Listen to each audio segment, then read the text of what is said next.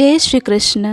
सभी सब्सक्राइबर बंधुओं से विनम्र निवेदन है कि श्रीमद् भगवत गीता के श्लोकों को कृपया शेयर कर ज़्यादा से ज़्यादा लोगों तक पहुँचाएं, क्योंकि श्रीमद् भगवत गीता सनातन धर्म का एक प्रमुख ग्रंथ है जो मानव जीवन के संपूर्ण धर्म दर्शन को सर्वश्रेष्ठ रूप से प्रस्तुत करता है।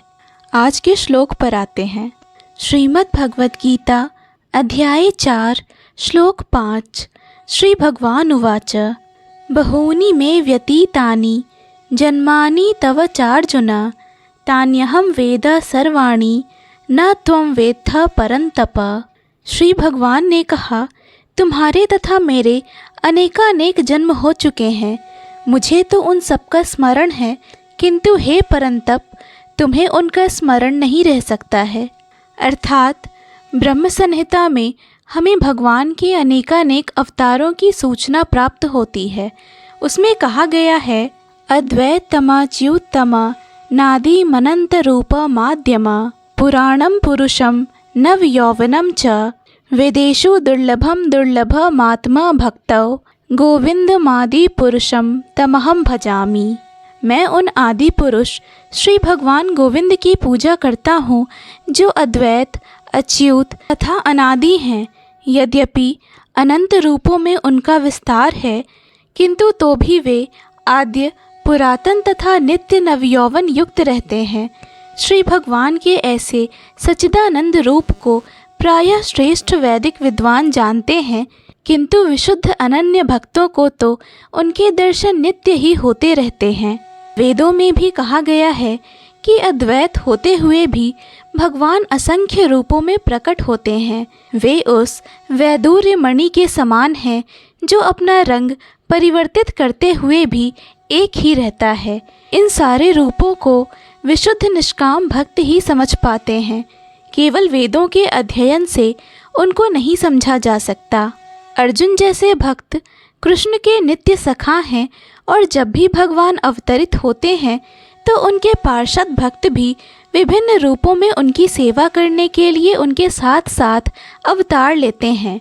अर्जुन ऐसा ही भक्त है और इस श्लोक से पता चलता है कि लाखों वर्ष पूर्व जब भगवान कृष्ण ने भगवत गीता का प्रवचन सूर्यदेव विवस्वान से किया था तो उस समय अर्जुन भी किसी भिन्न रूप में उपस्थित था, किंतु भगवान तथा अर्जुन में यह अंतर है कि भगवान ने यह घटना याद रखी, किंतु अर्जुन इसे याद नहीं रख सका।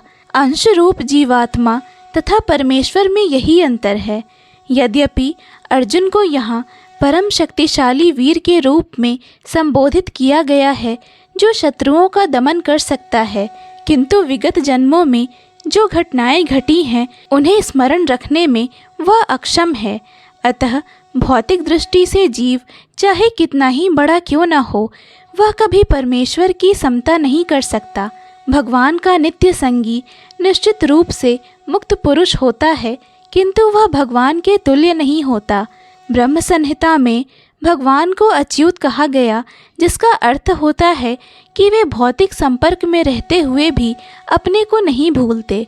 अतः भगवान तथा जीव कभी भी सभी तरह से एक समान नहीं हो सकते, भले ही जीव अर्जुन के समान मुक्त पुरुष क्यों न हो। यद्यपि अर्जुन भगवान का भक्त है, किंतु कभी कभी वह भी भगवान की प्रकृति को भूल जाता है, किंतु दैवी कृपा से भक्त तुरंत भगवान की अच्युत स्थिति को समझ जाता है, जबकि अभक्त या असुर इस दिव्य प्रकृति को नहीं समझ पाता। फलस्वरूप गीता के विवरण आसुरी मस्तिष्कों में नहीं चढ़ पाते। कृष्ण को लाखों वर्ष पूर्व संपन्न कार्यों की स्मृति बनी हुई है, किंतु अर्जुन को स्मरण नहीं है। यद्यपि अर्जुन तथा कृष्ण दोनों ही शाश्वत स्वभाव के हैं। यहाँ पर हमें यह भी देखने को मिलता है कि शरीर परिवर्तन के साथ साथ जीवात्मा सब कुछ भूल जाता है, किंतु कृष्ण सब स्मरण रखते हैं, क्योंकि वे अपने सच्चिदानंद शरीर को बदलते नहीं। वे अद्वैत हैं, जिसका अर्थ है कि उनके शरीर तथा उनकी आत्मा में कोई अंतर नहीं है।